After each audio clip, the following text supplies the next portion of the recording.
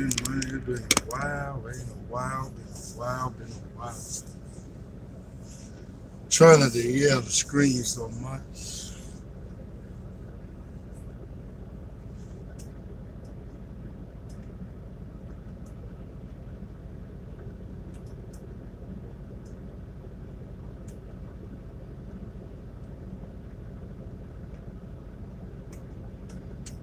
What's up, Harold Berkeley?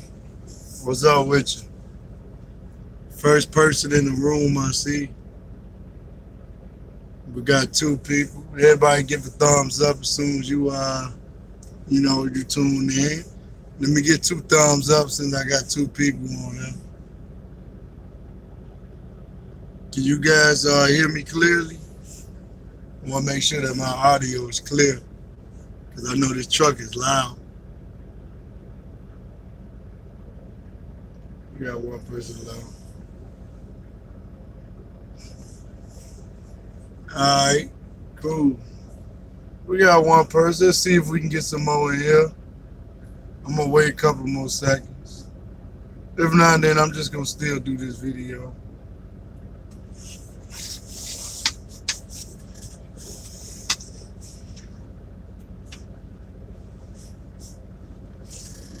What's up, Trucker T?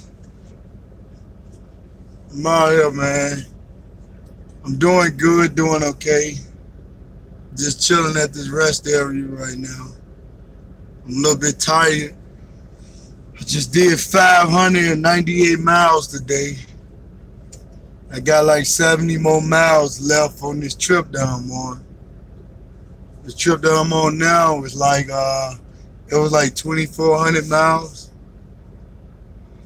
I got like 70 miles to go. And then I'll be done with this load. That give me 300. That give me 3,816 miles for the week. So today's gonna be a good week, man. Trucker T. I'm going to start mentoring in middle June. That's what's up, man. That's what's up. I just about a week ago, almost a week ago, I actually kicked my student off my truck. That would make my actual second student that I kicked off so far, and that would be the last student. It was a very stressful week, man. It's to the point where I'm done being a mentor. I tried it again, and it looked like it's not working out for me. And just gonna go ahead and just leave it alone. I'm just gonna run solo. I'm gonna run solo all the way until the end of this year. Then I plan on taking a leave of absence. I'm gonna take about a month off from driving. And then I'm gonna get back on the road, but it's gonna be with a different company. I did enjoy training when I did, but now I just come to the realization that it's not working out for me anymore, and I'm just burnt out from being out here 2 straight years anyway. What's up, Kevo? They hit my line up sometimes too, man. Yeah, man, I'm officially done with the mentoring. I tried to do it again. This last student, man, it was horrible. It wasn't like near death. It wasn't like no near death type horrible, but man, what happened, G? I need the advice. Alright, I can give you all the advice that you need right in this video. Let me explain what happened where I kicked him off. So when I first picked him up, I picked him up out of Illinois. I told my driver manager, like, I want to run west. Reason why I want to run west, the first week I picked him up, I need everybody to hit that like button too, man. I have 6 people in here, but I only see 1 thumbs up. So I was like, I asked him to send me west or whatever, cause I'm like, I just picked my new student up, and during that first 50 hours, I wanted us to run in the mountains, because I wanted him to have that first time experience driving a mountain with me sitting in the passenger seat, sitting on the side of him. So on our way there, you know, when I first picked him up, he told me, I'm not gonna put his name out there or anything like that, but he was like, he went to Prime and he got cut. He didn't pass, so they kicked him out of the program. So when he first told me that, this is when I first picked him up, and I was helping him carry his bags to the truck. So when he told me that, I was like, oh God, I hope this ain't gonna be one of those type of students, man, where it feel like I'm gonna have to fucking train them to drive versus teaching them how to you know, run their clock, or how to work and type it never mind, I'm lost for words. But anyway, it felt like I was like had the training wheels on the truck. It was like putting training wheels on the truck. You know, you teaching somebody like how to drive or whatever. So we going in the mountains and stuff like that. My key thing that I all done, this is a tip right here, Trucker T. Test your students out and see how well do they follow the road signs. Just pass a sign. Wait till you get a few feet past it and just ask them, did you see that sign that we just passed? And you got to do it randomly. You can't do it like when they might expect it. This is what I was doing randomly. Like, did you see that last sign back there? He'll be, no, I ain't see it. I ain't see it. So, okay. He missed like one sign, but that got me on guard and got me alert. So I'm like, okay, I'm gonna wait like 10, 15 minutes to where he's gonna be totally not really ready to catch me, trying to catch him not paying attention to the road sign. Now remind you, we're in a mountain area. Now, for all you guys that's already been out here, or you've been on the highway, you know when you're in a mountain area, there's downgrade signs. Or even if you're at school right now, you know in the book it tells you all about the downgrades and stuff like that. So we'll go down, and I was doing this like for all the couple of days he was with me. He was with me for about 40 hours. We were about maybe 5, 6. He was about 5 or 6 hours away from us hitting 50 hours. So the first day, I'm like, okay, you know, this is his first time, you know, being on the road. It's probably a lot to deal with. You got to watch the traffic, and I'm telling him to watch the signs. I'm just sitting back in my seat, observing everything and just watching everything.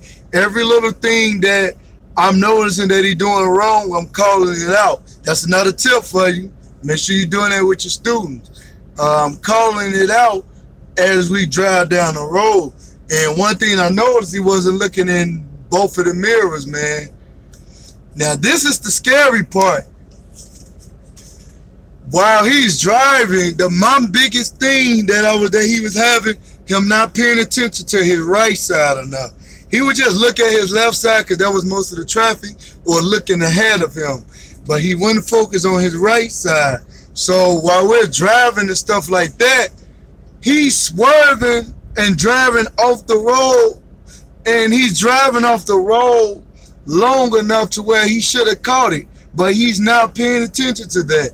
So I'm always reminding him, you're off the road, you're off the road. Like, I know everybody ain't gonna stay in the lane perfect. I don't do it all the time. But if you swerve a little bit off, you need to be able to know if you swerved off, okay, let me get right back in the middle now. So we was doing that the whole 45 hours he was with me. Now, I done trained enough students where I know everybody is gonna have their own flaws. everybody gonna have their own issues that they need to work on. But they're just, it's only a certain amount of time that I'm gonna be working with you, to where if I tell you you have a problem and you need to fix it, and I'm getting paid to do this, to teach you, if I feel like that you're not working at it, then I have to relieve you because you're not driving safe. So we'll be in a mountain area and he missing signs. He's already going down the hill at 63 miles per hour when we got a 6% downgrade that's already started. And I'm already telling him, look, slow down. Throw your engine brake on and do this. When you see that sign, that downgrade sign, start slowing down. Bring your speed down. Throw your engine brake on. And then the other issue that we was having is we'll be at the terminals. I took it to a couple of terminals. We'll be at the shippers, or we'll be at the truck stops. He's speeding inside those small little areas at all the locations I just told you guys. And I'm like, look, man, you're gonna hit something. And the last, now look, there's a kicker to the end of this though, before I kicked him off the truck. And this is what really was the final straw that broke the camel back. I ain't good with metaphors, but the story it builds up till, you know, to the finale or whatever. So this is the, like, I'm starting from the beginning and leading you down to how everything ended. So we in the truck stops, he's speeding. We at the terminal, he's speeding. We at the terminal up in Sumner, Washington. Now, if anybody ever been up to the Sumner, Washington terminal, you know they got all them trailers. It's real tight, real small. So he's going too fast. The speed limit like 8 miles. I'm telling you, look, when you in these shippers or anywhere, keep your speed at about 5 to 8 miles per hour. Don't go over there. So I told, as an adult, if somebody tells you something more than once, when do you try to actually do something about it? Like if I say you have a body odor issue, I told you this multiple times. How long does it take for you to say, you know what, I need to check myself and get my stuff together? So it's like already a week.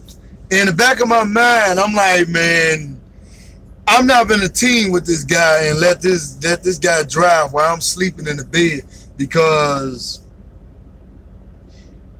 he's still not driving safe. Like we in Washington and Oregon, that's nothing but mountain driving, no matter where you go. So we in there, up in those areas, and if you're not careful, man, you're asking for a rollover. So we going down the hills. I'm telling him, slow down, throw your engine brake on, throw the truck in manual mode. You got an automatic. The truck will go down by itself. Like my brakes are squeaking right now ever since he got on my truck and got off it. My brakes wasn't like that. This is a brand new truck. My brakes are squeaking now. So now I got to get my brakes checked out, because all that braking that he was doing going down the mountain, man, I just smelled my brakes started getting hot. So I got to get my brakes checked now. And the last day he was with me or whatever, man, he decided he wasn't going to listen to me at all this day. Like, we started coming out of Spokane, Washington, early in the morning. So the road is clear. The speed limit is like 70. He's doing about 45 miles per hour for no reason on an open road when we on a major highway. So I'm like, man, you ought to pick up your speed and maintain your speed. He's steady dropping his speed or whatever. And I guess he got upset the morning before we started driving, because he was speeding in the truck stop, and he got a little attitude with me and decided he wanted to get louder and raise his voice a little bit. And I just said, you know what, I had it, and I was like, man, you know what, look, I don't give a damn about, you know, your feelings or anything or how you feel right now. But when you in these truck stops, I done told you this a million times. Slow down, stop speed. And well, give me some time. I need time. I'm like, dude, you don't have that much time out here to react. This is a quick move, a fast moving industry. If you don't get in a short amount of time, you're not cut out to do this, and it's not going to work out for you. When I say slow down, that means slow down. It shouldn't take you a full minute for you to react. If I say slow down, it don't take a full minute for you to move your leg and go for your brakes. And when I already told you already to slow down. So he was upset about that. And the next day we riding, I'm like, look, did you see that downgrade sign? I'm mad now because the last time, this is the yeah, I got an automatic. Kevin, yeah, I got an automatic. So the last day we was together, now this is gonna be a killer though. This is gonna be the big finale to the whole story. So the last day we together, right? This is the day that we had the little confrontation then, but I ain't never cursed at him or anything like that. I just kept it honest, just being honest with him. So the next morning we woke up, we're leaving out of Spokane, Washington and going into Idaho and have to go across Montana. Now, going from leaving out of Spokane, Washington, it's like maybe 40 minutes until you hit Idaho, the northern part of Idaho. So we're going in through Idaho. This is like none but downgrade area. We're getting ready to go into a downgrade that was a 6%, but it felt more like a 7% grade because it had sharp curves that says trucks should only go like 30 miles per hour if you're already at like a 60 or 70,000 gross weight. So when I saw that sign, I'm like, I didn't wait too long. As soon as we passed it, I was like, did you see that sign? He continues to look ahead, not listening to me or nothing. I'm saying this loud enough for you to hear me. My voice is very deep. I don't speak with a soft tone at all. So I know that he heard me. And all the time that we were driving the whole week, I never had the radio on. The radio was always off. The truck was completely silent besides the engine that you hear. So I know he should have heard me. So I asked him again, like, look, did you see that sign that we just passed? This is the second time. So I'm sitting in the seat like, okay, don't tell me this motherfucker is annoying me while I'm sitting here asking you a simple question. So I asked him again. This time I yelled. And when I yelled this time, because now we're getting ready to go down a damn 7% downgrade, and you're speeding past that damn sign, and you're not even preparing to slow down. So I'm like, did you hear me? So I'm like, did you hear me when I just said, did you see that sign back there? He said nothing. So now I'm yelling because the truck is going 63 miles per hour. We're getting ready to hit down there a 7% downgrade that got sharp curves. And let me remind you, it got like, it's a 2-lane road, but it got them concrete barriers that makes the road real narrow. It's not wide, it's real narrow because we're really up in the mountain up in Idaho, so it's nothing but like trees and all that, so it's real narrow. So I'm like, look, slow this truck down. We just passed that downgrade sign. You see we getting ready to go down a downgrade. Slow this truck down and throw your engine brake on. And I was like, when we're done going down this downgrade, I need for you to pull over and your shift is over with. You're done for the day. Now let me remind you, he only drove for about an hour. So we only drove for about an hour. And now I'm scared that I'm like real nervous at this point because he's not listening and we're going down a downgrade. I'm like, oh God, please, just let me get down this downgrade because man, this is my final scroll with him.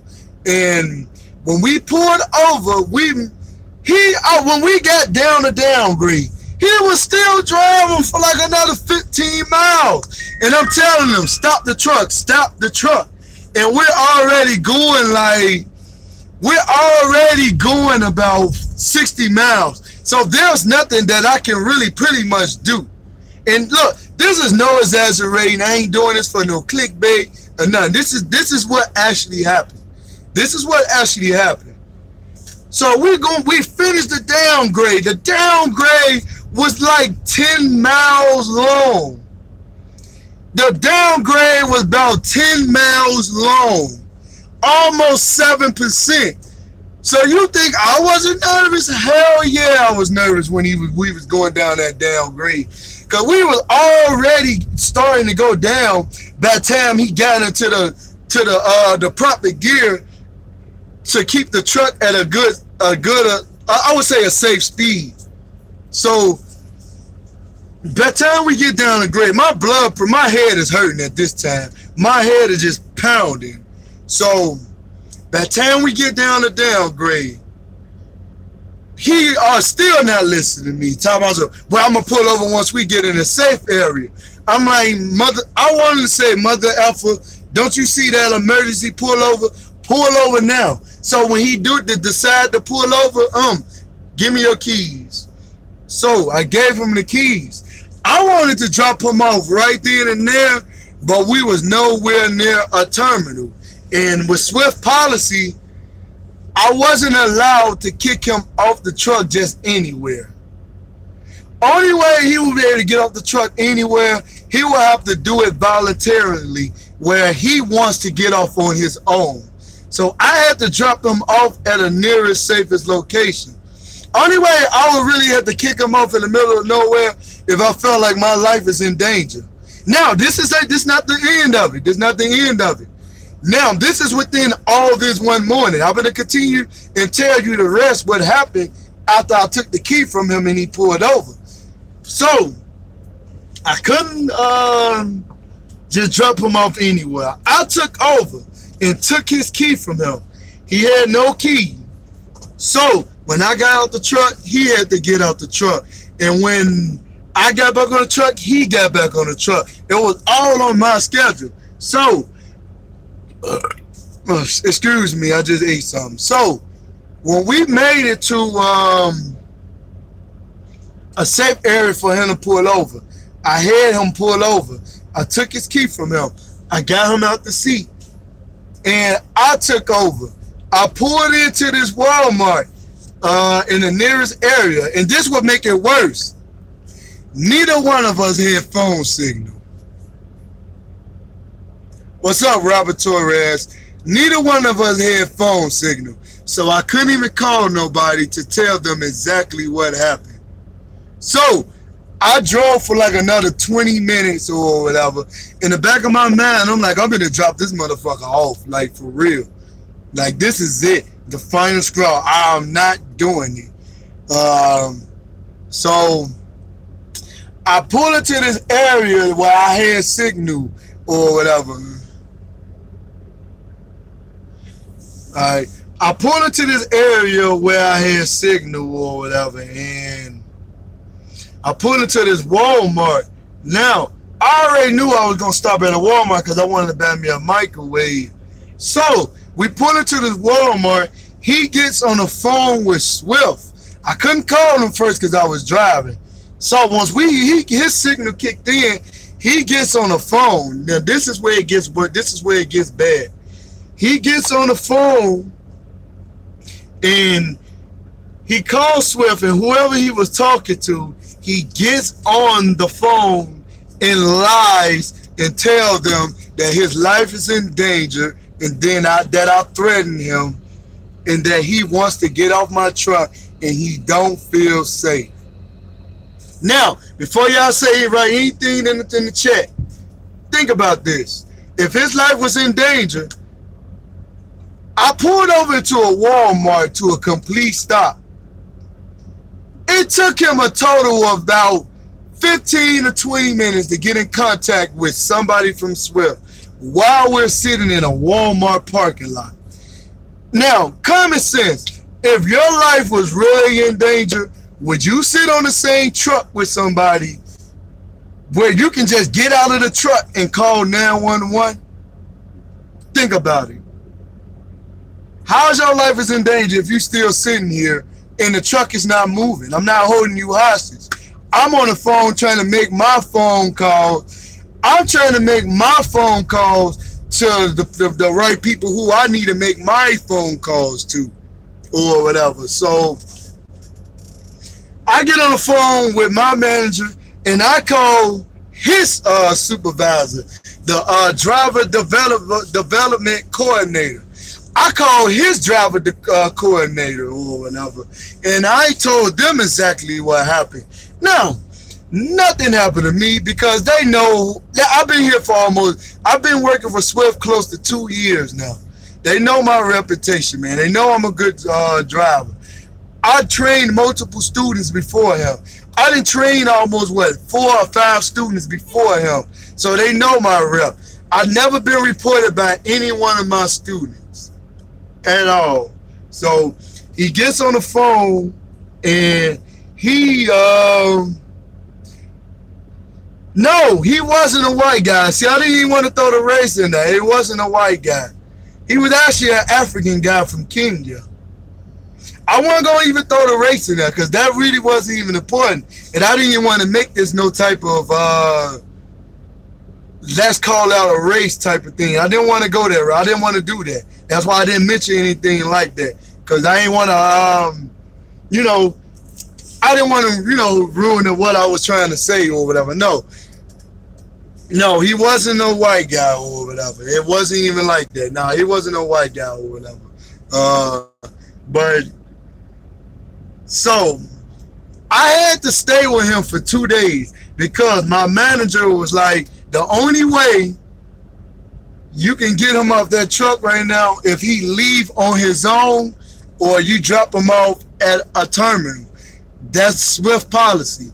So with him lying and saying that his life is in danger, he still was on my truck for like another day because we was up in Idaho. So what I did was I looked up the route.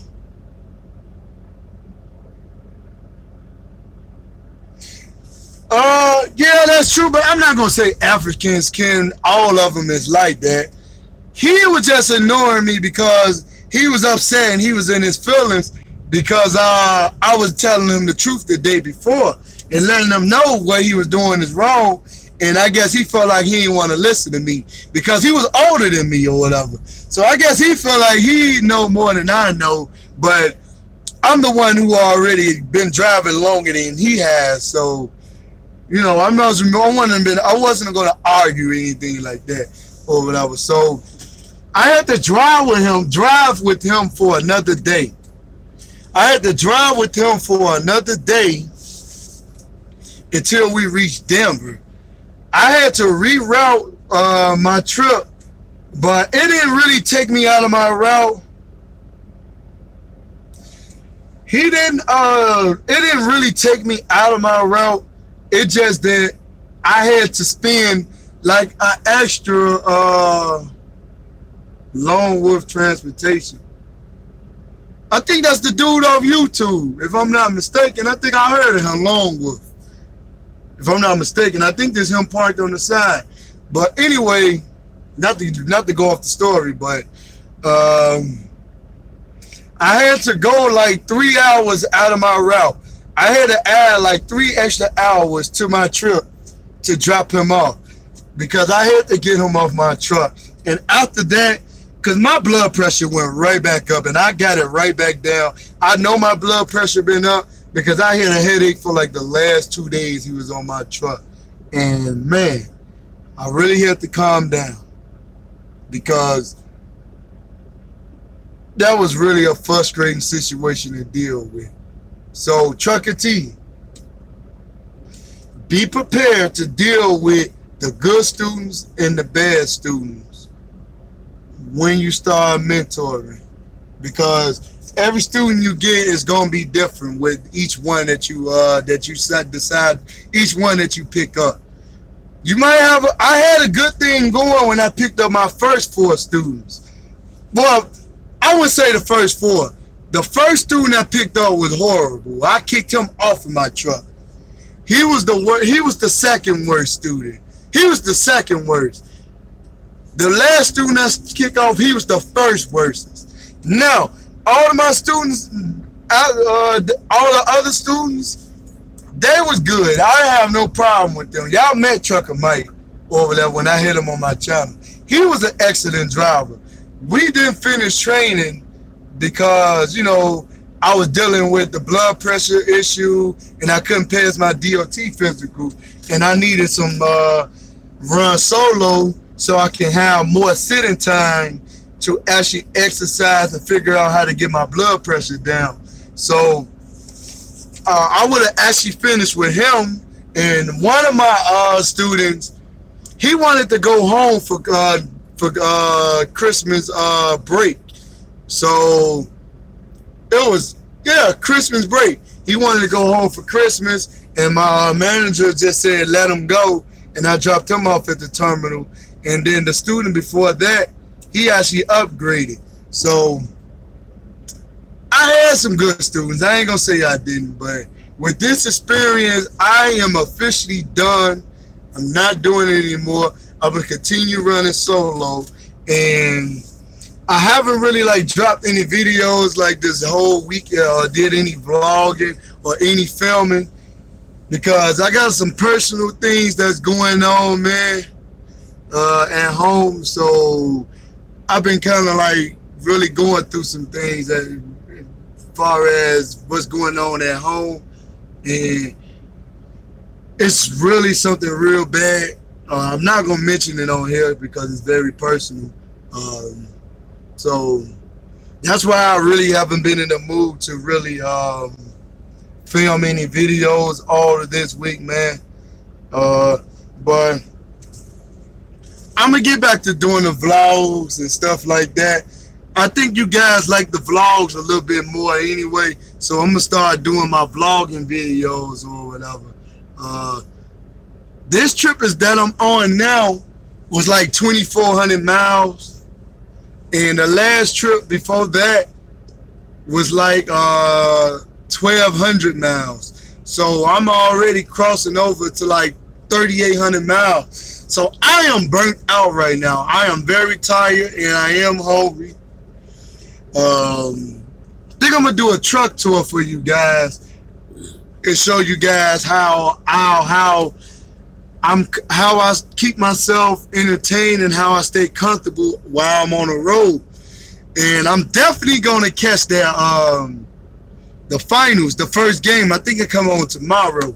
I got a TV installed on my truck, and one thing I like about this Volvo, it has an antenna installed inside the TV area where the TV mount is. So I got that screwed into my TV, and I can watch the game on my TV now. And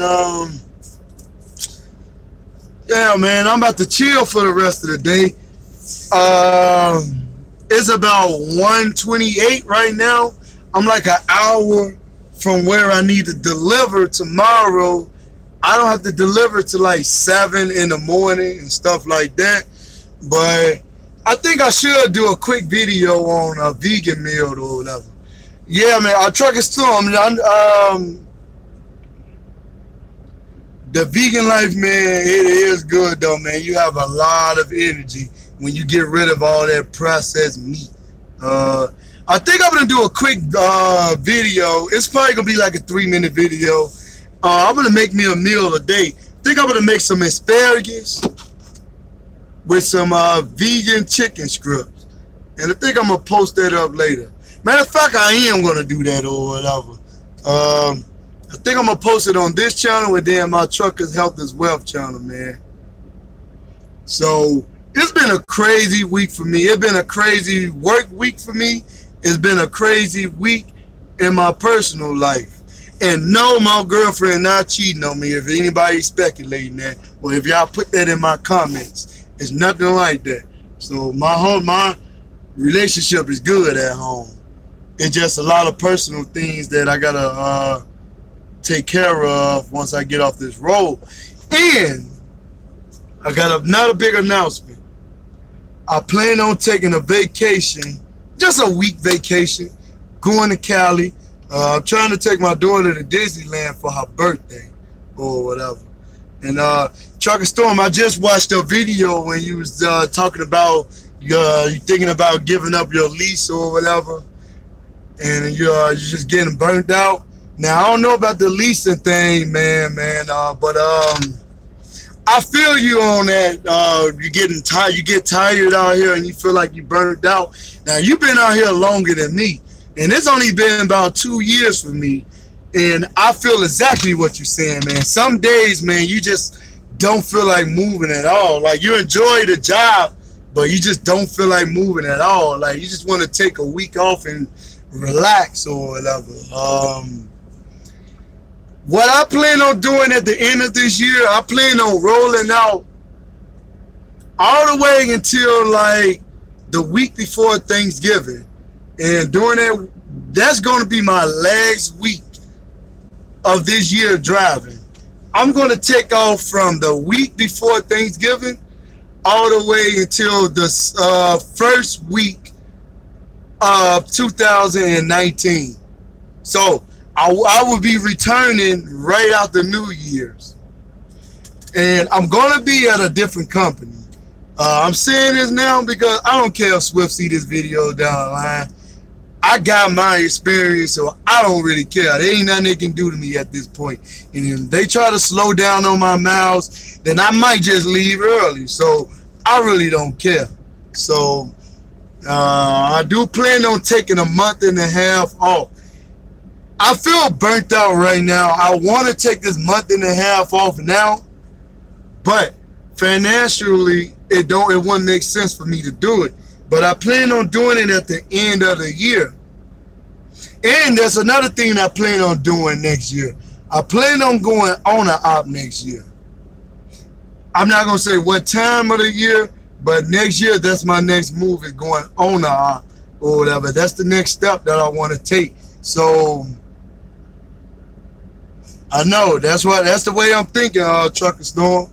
I got to take this time off. I'm going to spend time with my family.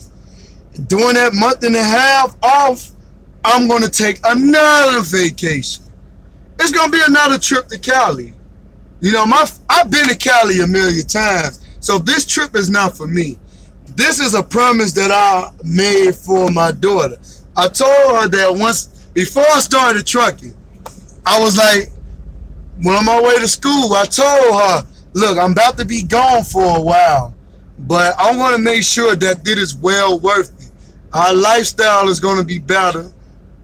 I can take care of you and support you financially more better than I am at the current moment that I was in, because I was dead broke, piss poor, came from nothing really. So I told her, I made her this promise. I told her, as long as I'm keeping them wheels rolling, I'm driving those trucks, for your birthday, I will take you to Disney World.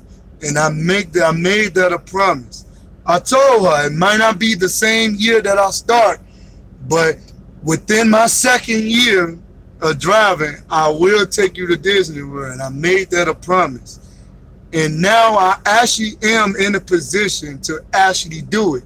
Now, I was going to pay it off this week, but I ain't going to pay it off this week. I'm going to pay it off next week or whatever. I'm just going to pay the whole thing off next week or whatever.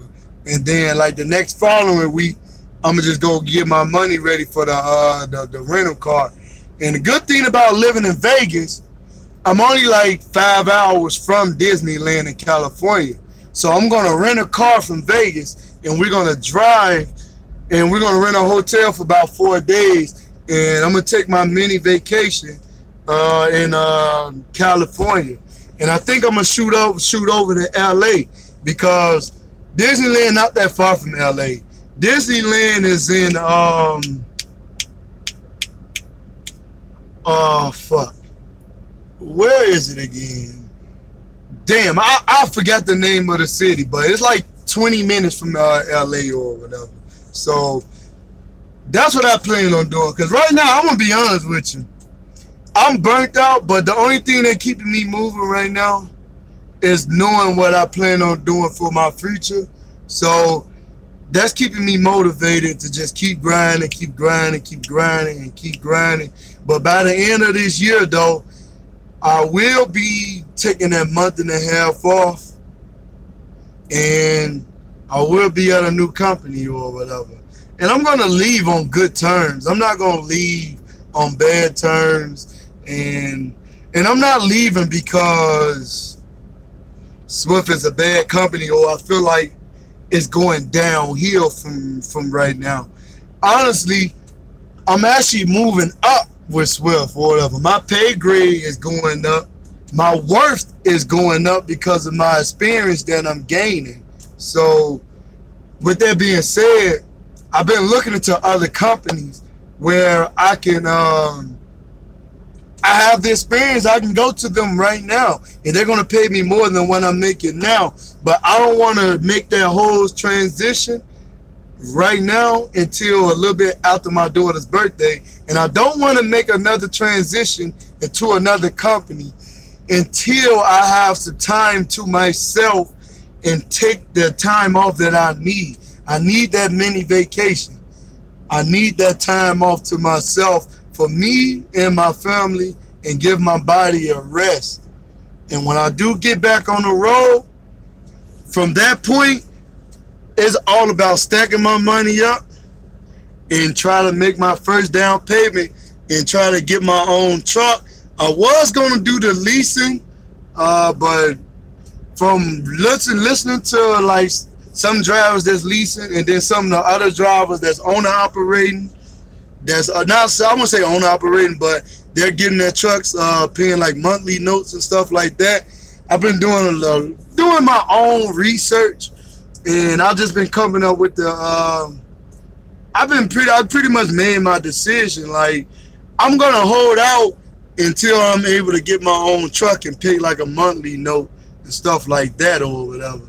And that's the next step that I want to take in my career or whatever. And that's gonna be after I leave here or whatever, man. That's gonna be exactly after I leave from here. So that's my next move or whatever. But I gotta take that time off for my own personal convenience, so I can be a better driver and a better provider for my family. And I've been on this live feed for about 43 minutes, so I'm about to get ready to end this live feed. Let me look through here just in case if y'all ask me anything, maybe I can answer them real quick before I end it. I don't see none right now. Sweatbread said, hey, I have orientation in Illinois for Swift. I am doing reefer in June, Trucking States. Congratulations, Sweetbread. That's what's up. Yeah, that explains the whole.